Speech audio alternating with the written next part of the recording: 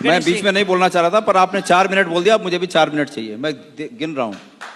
नहीं, आप उनकी बातों का जवाब देना चाहते हैं, हाँ। अपने सवाल पूछना चाहते हैं? मैं पहले उनकी बात ले जाना चाहती हूँ। मैं पहले उनकी बात का जवाब दूंगा। वैक्सीन की बात का? हाँ, उसका जवाब दूंगा। इस देश में अतीत में जितनी महामारियां फैली, कांग्रेस का शासन था, और आपके बाहों पे भी जो चवन्नी जैसा निशान होगा ना, वो कांग्रेस के शासन का निशान है। और ये भी बता दूं आपको, अभी तक जितनी सरकारें आई, सभी सरकारों ने मुफ्त टीकाकरण किया, मुफ्त। आप कोई नया काम नहीं कर रहे हैं।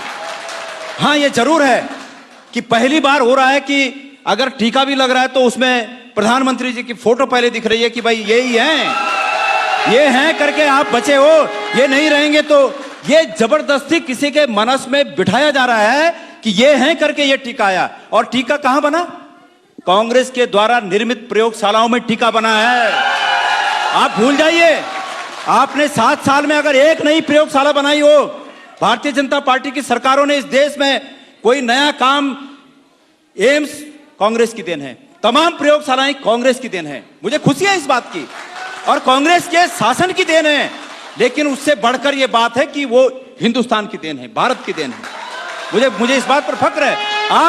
आप इसको किसी एक व्यक्ति का श्रेय मान रहे हैं कि उस व्यक्ति का श्रेय है।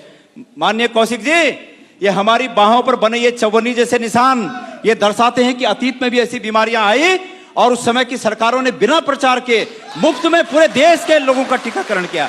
अब आप विकास की बात कर रहे हैं, आप बड़े जोर शोर से कहते हैं कि ऋषिकेश से और कर्णप्रयाग की रेल लाइन हमारी उपलब्धि है। आपकी खाक उपलब्धि है, आप दूसरे के कामों पर कब्जा करने की कोशिश कर रहे हैं। आपको याद दिला दूं, और यह कोशिश नहीं होनी चाहिए। हम इस कोशिश का पुरजोर विरोध करेंगे। आप विकास करिए, वो विकास कार्यों के नाम लीजिए, हमें खुशी होगी। लेकिन ऋषिकेश कर्णप्रयाग रेल लाइन, एंटनी जी ने उसका शिलान्यास किया, यूपीए 2 की सरकार में उसके लिए बजट पारित हुआ, काम चालू हुआ। अब आपके समय में वो पूरा हो, अच्छी बात है, लेकिन दूसरे के कामों पर श्रेय मत लीजिए।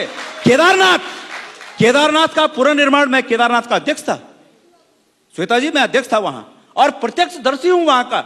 और भगवान केदारनाथ की कसम खा के कह सकता हूं, वहां जितना पुनर्निर्माण हुआ, हरीश रावत जी मुख्यमंत्री थे, उनके कार्यकाल में हुआ। और आप लोगों ने, पूरे देश को बताना चाहता हूं, मैं धन्यवाद देना चाहूंगा कि इस राष्ट्रीय चैनल ने मुझे यहां पर आने का मौका दिया। मैं आपके माध्यम से पूरे देश को बताना चाहूंगा, अगर उस केदारनाथ में कुछ बदलाव हुआ तो यह हुआ कि कांग्रेस के समय के पुनर्निर्माण के कार्यों पर जो शिलान्यास के पत्थर कांग्रेस के नेताओं के लगे थे, आपके नेताओं ने आकर उन पत्थरों को साइड करके अपना नाम लगा दिया। इसके अलावा कुछ नहीं किया आपने।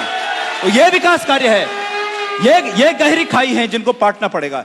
आपको इसके लिए जवाबदेह ठहराया जाएगा और इस